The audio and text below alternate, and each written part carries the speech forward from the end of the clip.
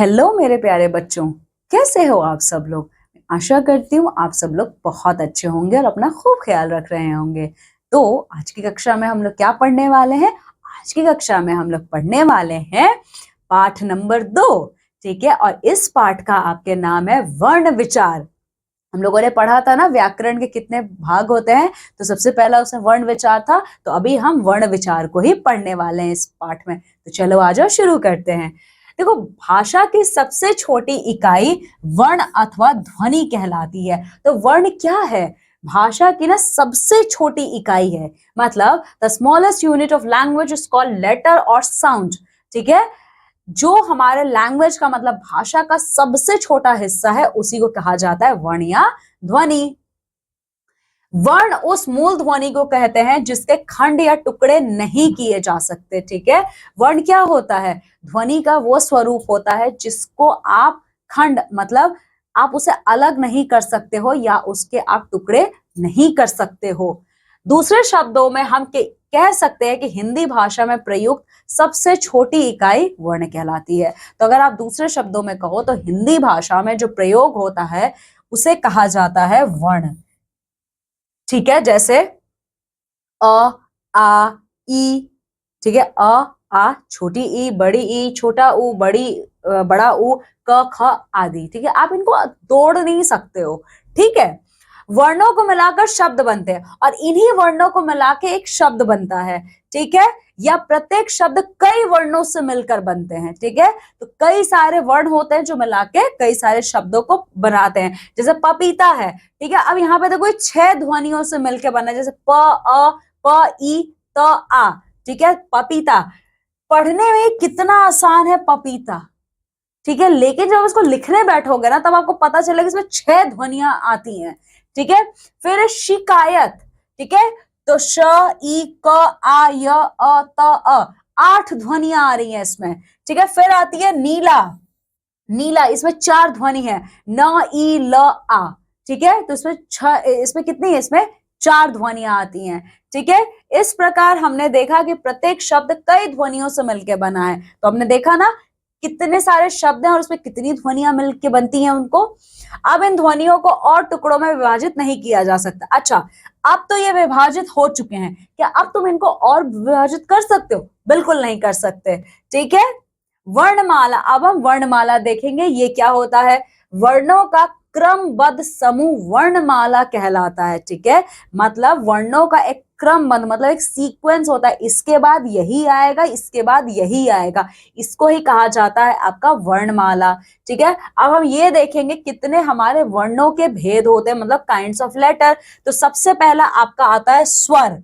स्वर को कहा जाता है वॉवेल, जो कि आपके इंग्लिश में वॉवेल कहलाता है, हिंदी में स्वर कहलाता है। तो स्वर क्या है? क्या होता है स्वर? स्वर भाषा के ऐसे वर्ण होते हैं जो बिना किसी अन्य वर्ण की सहायता से बोले जाते हैं। ठीक है, मतलब स्वर भाषा का वो हिस्सा होता है जो बिना किसी की मदद के बोले जा सकते हैं। ठीक है, उनका उच्चारण करते समय मुख के भीतर की वायु बिना रुकावट के बाहर निकलती है। जैसे अभी मैं बात कर रही हूं ना, तो क्या होता है, वायु आना जाना करता रहता है। ठीक है, लेकिन जब आप उच्चारण करते हो स्वरों का, तो यहाँ पे क्या होता है, जो आपके मुंह के अंदर जो वायु है वो बिना किसी रुकावट के बाहर चली जाती है। मतलब आपका जबान कहीं पे भी छूता नहीं है। इनकी संख्या 11 होती है। इंग्लिश में वॉवेल्स होते हैं आपके कितने? 5 होते हैं। हिंदी में ये 11 होते हैं। ठीक है, हिंदी में ये 11 होते हैं। तो कितने स्वर होते हैं हिंदी के? 11 होते हैं। कौन कौन से हैं वो देख लेते हैं। अ, आ, छोटी ई, बड़ी ई, छोटा ऊ, बड़ा ऊ, री, छोटा ए, बड़ा ए, ओ, औ। ठीक है, तो ये कितने हो गए? 11 हो गए। तो हिंदी भाषा में स्वरों की संख्या कितनी होती है? 11 होती है। फिर देखो स्वर कितने प्रकार के होते हैं, देख लेते हैं। ह्रस्व स्वर और दीर्घ स्वर। ह्रस्व ह्रस्व स्वर का क्या होता है? इन स्वरों के उच्चारण में कम समय लगता है। ये वो स्वर होता है जिनका उच्चारण करने में आपको बहुत कम समय लगता है, मतलब जब आप इन्हें बोलते हो ना तो बहुत कम वक्त लगता है। जैसे अ, ई, उ, री, ये जब आप बोल रहे हो ना तो इसमें आपको वक्त कम लग रहा है। ठीक है, दीर्घ स्वर कौन होता है? नाम से पता चल रहा है, लंबा। तो इन स्वरों के उच्चारण में अधिक समय लगता है। जब आप इन स्वरों का उच्चारण करते हो तो इसमें आपको ज्यादा वक्त लगता है। कैसे? देखो, आ, बड़ा ई, बड़ा ऊ, ए ओ औ। ठीक है, तो देखो ह्रस्व में आपके 4 स्वर आते हैं और दीर्घ में आपके आते हैं बाकी के 1 2 3 4 5 6 7 आते हैं। ठीक है, चलो अब व्यंजन देखते हैं। व्यंजन क्या होते हैं? कॉन्सोनेंट्स होते हैं। इंग्लिश भाषा में आपके कितने कॉन्सोनेंट होते हैं? 21 होते हैं। तो अब इसमें हिंदी में कितने होते हैं देख लेते हैं। ऐसे वर्ण जिनका उच्चारण स्वरों की सहायता के बिना नहीं हो सकता। व्यंजन वो होते हैं जिनका उच्चारण आप बिना स्वर के कर ही नहीं सकते हो।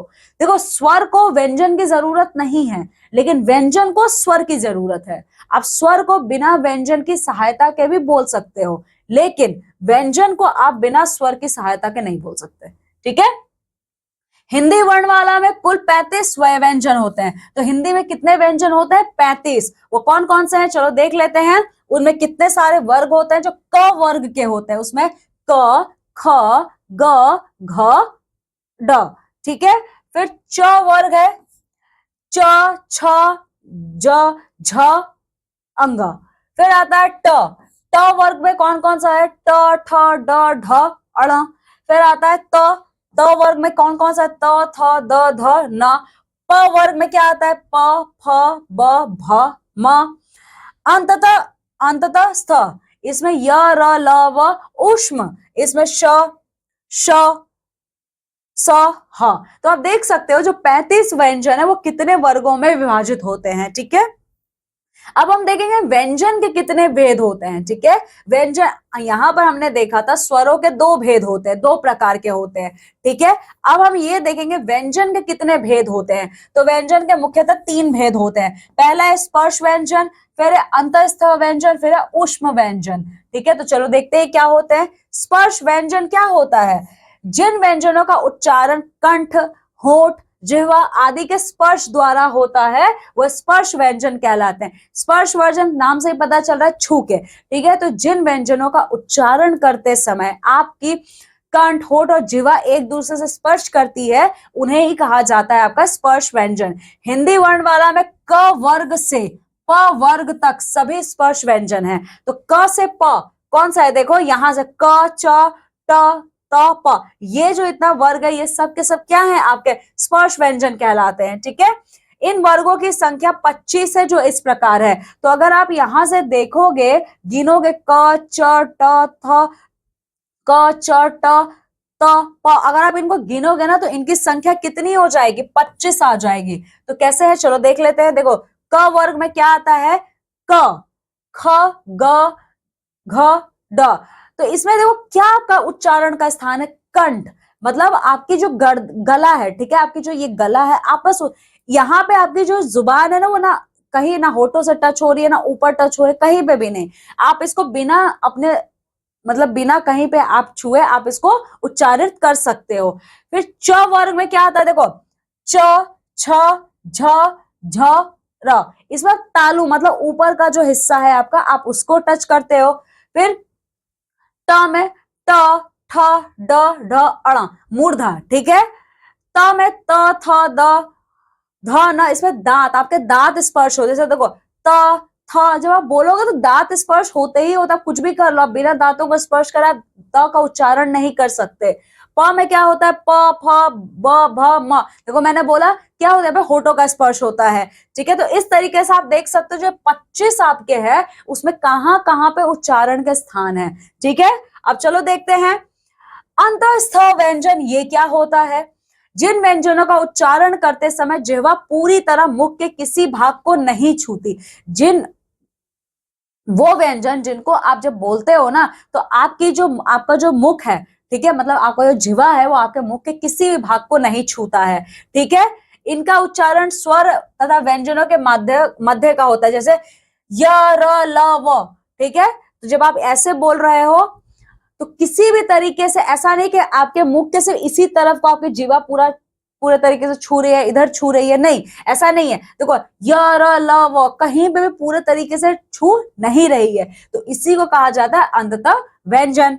फिर बारी आती है आपके ऊष्म व्यंजन की। अब ये ऊष्म व्यंजन क्या होता है? देखो जिन व्यंजनों के उच्चारण में हवा के रगड़ खाने के कारण मुख से ऊष्मा निकलती है वे ऊष्म व्यंजन कहलाते हैं। ये संख्या में 4 होते हैं, जैसे श, श, ह, स, ह।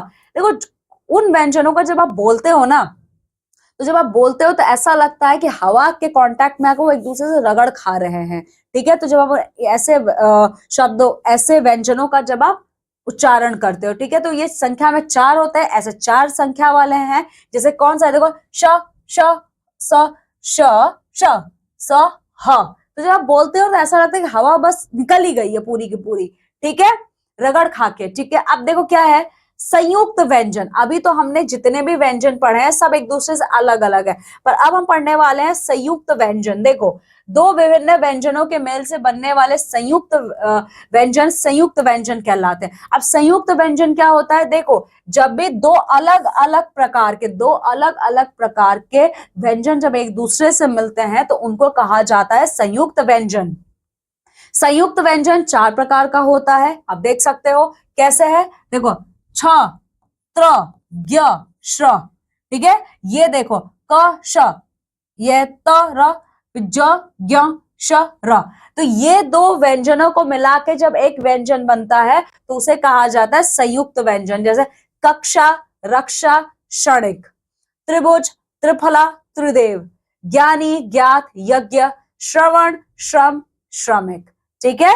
चलो अब द्वितीय व्यंजन क्या होता है, हमने तो व्यंजन देखे, फिर संयुक्त व्यंजन देखे, अब ये द्वितीय व्यंजन क्या होता है, चलो देखते हैं। जब किसी स्वर रहित व्यंजन का उसी स्वर युक्त व्यंजन के साथ संयुक्त रूप से उच्चारण किया जाता है उसे द्वैत व्यंजन कहते हैं, ठीक है। मतलब वो व्यंजन जिसमें स्वर कहीं पे भी इस्तेमाल नहीं किया गया है, जब उसी व्यंजन का, ठीक है, मतलब वो व्यंजन जहां पे कोई स्वर का इस्तेमाल नहीं हुआ है, जब उसका मेल करवाया जाता है स्वर रूपी व्यंजन के साथ तो उसे कहा जाता है द्वित व्यंजन। जैसे क, क, ठीक है, क, क, कक, च, च, म, मम, ठीक है। तो ये देखो सिक्का, धक्का, पक्का, बच्चा, सच्चा, जच्चा, मम्मी, चम्मच, अम्मा, ठीक है। अब यहाँ पे ये देखो, यहाँ पे क्या है, स, रस, नन, गुस्सा, किस्सा, रस्सा, गन्ना, मुन्ना, पन्ना। तो ये सब क्या है, ये सब आपके द्वैत व्यंजन के शब्द हैं, ठीक है। संयुक्ताक्षर, अब ये संयुक्ताक्षर क्या होता है, चलो देख लेते हैं। जब स्वर रहित व्यंजन का अपनों से अलग स्वर रहित व्यंजन से मेल खाता है, मतलब वो शब्द जिसमें व्यंजन जो है जिसमें स्वर नहीं है, ठीक है, उसका मेल जब अपने ही तरीके से स्वर रहित शब्द से मेल खाता है तो उसे कहा जाता है संयुक्ताक्षर, ठीक है। जैसे तुम्हारा, निम्न, प्रचार, क्यों, त्वचा, महत्व इत्यादि, ठीक है। अब ये देखो फिर संयुक्ताक्षर को जरा इन लोगों ने अच्छे से बताया है। देखो स्वरों को स्वतंत्र रूप से भी लिखा जाता है और व्यंजनों के साथ भी लिखा जाता है। आप जानते हो स्वर क्या होता है, स्वर को व्यंजन की जरूरत नहीं है, ठीक है। आप इनको बिल्कुल आजाद तरीके से भी लिख सकते हो या व्यंजनों के साथ मिला के भी लिख सकते हो।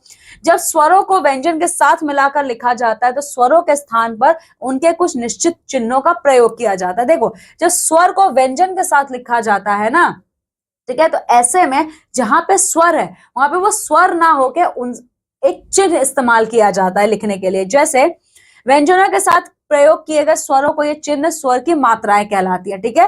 तो वो फिर व्यंजन में स्वर की जगह पे अगर चिन्ह इस्तेमाल किए जाते हैं तो उन्हें कहा जाता है मात्रा, ठीक है, मात्राएं। स्वर अ की कोई मात्रा नहीं होती परंतु बिना मात्रा वाले व्यंजनों का उच्चारण अ के साथ किया जाता है, ठीक है। अब आप ये जानते हो जो आपका अ है इस पे देखो कोई भी मात्रा नहीं है, बिना मात्रा के है, लेकिन जब आप इसको इस्तेमाल करते हो ना किसी के साथ तो ये बिना क्या होता है, ये बिना मात्रा वाले व्यंजनों के साथ भी इसको आप ऐसे ही इस्तेमाल कर सकते हो। जैसे क, क, क, ल, अ, देखो ये क्या हुआ, कलम आदि, देख रहे हो ऐसे इस्तेमाल किया जाता है। स्वरों की मात्राएं और व्यंजनों के साथ इनका प्रयोग देखिए। अब हम ये देखेंगे कि स्वर की मात्रा और व्यंजन के साथ इसका कैसा प्रयोग होता है। देखो स्वर क्या है, आ और छोटी ई, स्वर है ये और ये, ठीक है, च, आ, द, ई। तो देखो चार, चार, चाल, दिवाकर, दिन, ठीक है। तो इस तरीके से आप देख सकते हो आपका संयुक्ताक्षर, ठीक है। ये सब देखो यहाँ पे आपका लिखा हुआ है, स्वर है, यहाँ पर स्वर की मात्रा है, व्यंजन और स्वर है, व्यंजन की मात्रा है, मात्रा सहित व्यंजन है या फिर शब्द है फिर, ठीक है। तो चलिए इस पार्ट में सिर्फ इतना है। तो इस पार्ट से आप लोगों ने क्या सीखा है मेरे प्यारे बच्चों, देख लेते हैं। पहला हमने ये सीखा है कि जो भाषा के सबसे छोटी इकाई होती है उसे वर्ण कहते हैं। वर्णों का जो व्यवस्थित समूह होता है उसे हम वर्णमाला कहते हैं। स्वतंत्र रूप से उच्चारित ध्वनियां स्वर कहलाती हैं। वर्ण के भेद क्या होते हैं, स्वर और व्यंजन होते हैं। स्वर के दो भेद होते हैं, ह्रस्व और दीर्घ। जिन वर्णों का उच्चारण स्वरों की सहायता से होता है उसे हम व्यंजन कहते हैं। व्यंजन तीन प्रकार के होते हैं, स्पर्श व्यंजन, अंतस्थ व्यंजन और ऊष्म व्यंजन। फिर क्या होता है, दो स्वर रहित व्यंजनों के मेल से बना नया व्यंजन संयुक्त व्यंजन कहलाता है, ठीक है। तो मेरे प्यारे बच्चों, मैं आशा करती हूँ आप लोगों को ये पाठ अच्छे से समझ में आया होगा। अब आपको क्या करना है, इस पाठ को आपको फिर से पढ़ना है अच्छे से, और ये जितना भी अभ्यास कार्य है आपको ये पूरा करना है, ठीक है। अब चलिए मैं आपसे विदा लेती हूँ और मैं अब आपसे आपकी अगली कक्षा में मिलूंगी। तब तक आप लोग अपना खूब सारा ख्याल रखिए। बाय।